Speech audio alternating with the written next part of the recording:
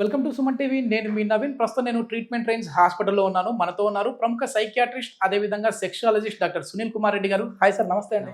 Sir, చాలా మంది ఈ మధ్యకాలంలో చూస్తే అంగస్తంభన సమస్యలతో బాధపడతా ఉన్నారు. సో అట్లాంటి వాళ్ళకి మన ఫుడ్ హ్యాబిట్స్లో చేంజెస్ వస్తే చాలు, సరిపోతుంది అంటుంటారు. అంటే పుచ్చకాయ లాంటివి తినడము, లేదంటే దానిమ్మ పండు తినడము, ఇట్లాంటివి తినడం వల్ల ఆ పనికి గంట ముందు తిన్నారంటే బెడ్ పై రఫ్ ఆడిస్తారని చెప్పి టైటిల్స్ పెడతా ఉంటారు, థంబ్నెయిల్స్.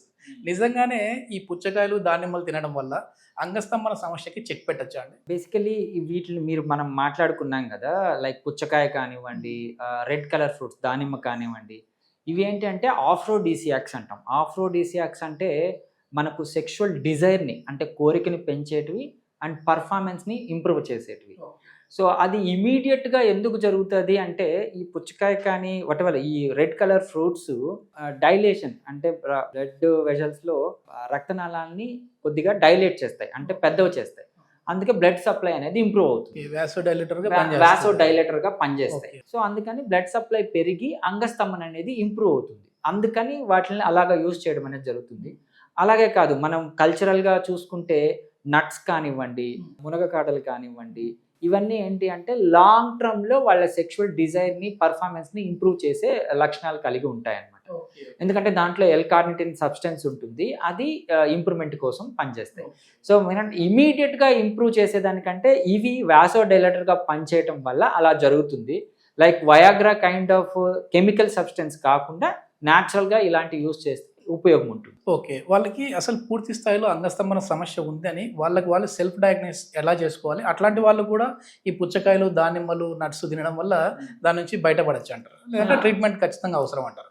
బేసికలీ ఎర్లీ స్టేజ్లో ఇట్లాంటివి మనకు ఉపయోగపడతాయి. కానీ కొంతమందికి పాపం వ్యాగ్రా మెడికేషన్స్ వాడితేనే ఎరెక్షన్స్ రావు. సో అలాంటి వాళ్ళకి ఫుడ్ వర్కౌట్ కాదు కదా, సపోర్ట్ సరిపోదు. సో అందుకని వాళ్ళకి ట్రీట్మెంట్ కూడా అవసరం అవుతుంది. అంటే ఒక ప్రొఫెషనల్లీ కలిసి వాళ్ళకి నిజంగా ఎటువంటి సమస్యలు ఉన్నాయో చూసుకొని ట్రీట్మెంట్ ఇవ్వడం అనేది జరుగుతుంది.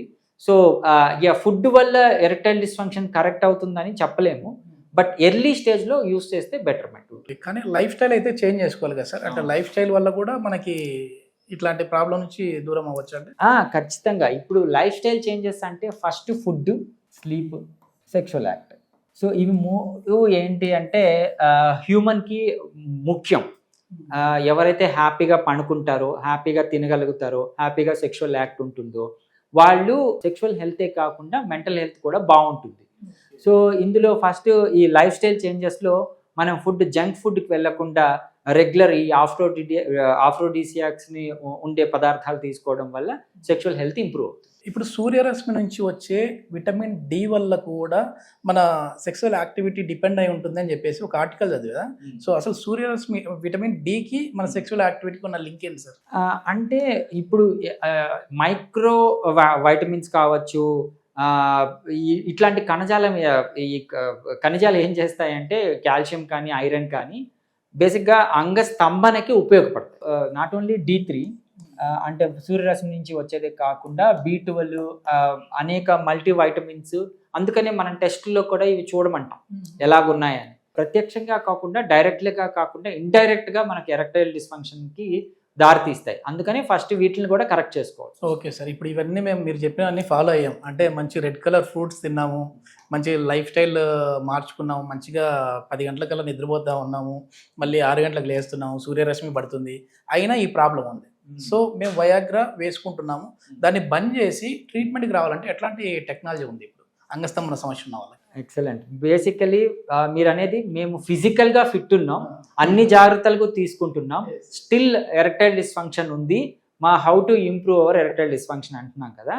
సో ఈ ఎరెక్టైల్ డిస్ఫంక్షన్ అనేది అంగానికి బ్లడ్ సప్లైలో వచ్చే మార్పుల వల్ల జరిగే ఇష్యూ అండి, డిజార్డర్.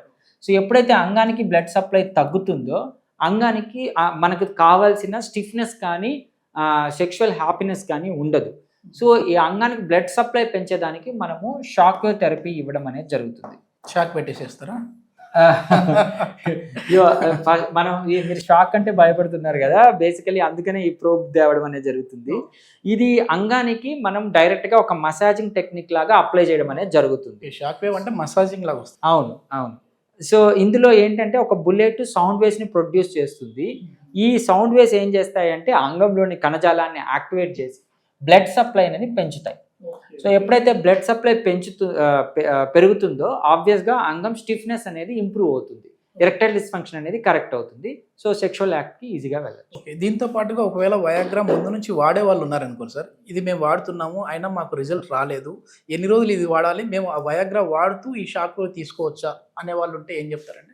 యూజువల్గా వయాగ్రా వాడుతూ ఈ షాక్ థెరపీ తీసుకోవచ్చు. బట్ నేను స్పెసిఫిక్గా ఏంటి అంటే నేను ఆ వయాగ్రాని అవాయిడ్ చేయమని చెప్తాను.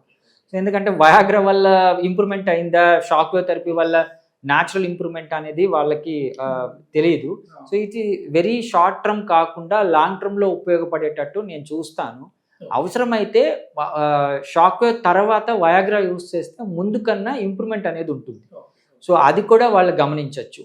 సో అందుకని వీలైనంత వరకు నేను షాక్ తీసుకునేటప్పుడు వయాగ్రాని అవాయిడ్ చేయమంటాను. దాని రీప్లేస్ మనం ఇంట్రొడక్షన్లో చెప్పుకున్నట్టుగా ఏదైనా ఇట్లాంటి మంచి దాని బదులు సప్లిమెంట్స్ తీసుకుంటే బెటర్. థ్యాంక్ యూ సార్, చాలా మంచి ఇన్ఫర్మేషన్. ఏంటంటే చాలా వరకు కూడా అందరూ పూర్తి స్థాయిలో వాళ్ళకి ఇంపార్టెన్స్ లాగా ఉన్నా కూడా ఈ ఫుడ్స్ తోనే దాన్ని అవాయిడ్ చేయొచ్చు, ఓవర్కమ్ చేయొచ్చు అనుకుంటా ఉంటారు, కానీ అది తప్పు. సో దానికోసం అని చెప్పేసి ఎట్లాంటి టాబ్లెట్స్ వయాగ్రా లాంటివి తీసుకోకుండా అది మళ్ళీ గుండెపై కూడా పనిచేస్తూ ఉంటుంది, ఎన్నో రకాల హార్ట్ అటాక్స్ కూడా కారణం అని చెప్పి వింటా ఉన్నాము. సో ఎట్లాంటి సైడ్ ఎఫెక్ట్ లేకుండా ఈ షాక్ వేవ్ థెరపీ అయితే ఇప్పుడు కొత్తగా మార్కెట్లోకి వచ్చిందని చెప్పేసి అంటున్నారు. సో ఎవరైనా ఈ సమస్యలతో బాధపడే వాళ్ళు ఉంటే కాంటాక్ట్ నెంబర్ ప్రొవైడ్ చేస్తా ఉన్నాం, మీరు నేరుగా సార్తో మాట్లాడచ్చు. Thank you sir. Thank you.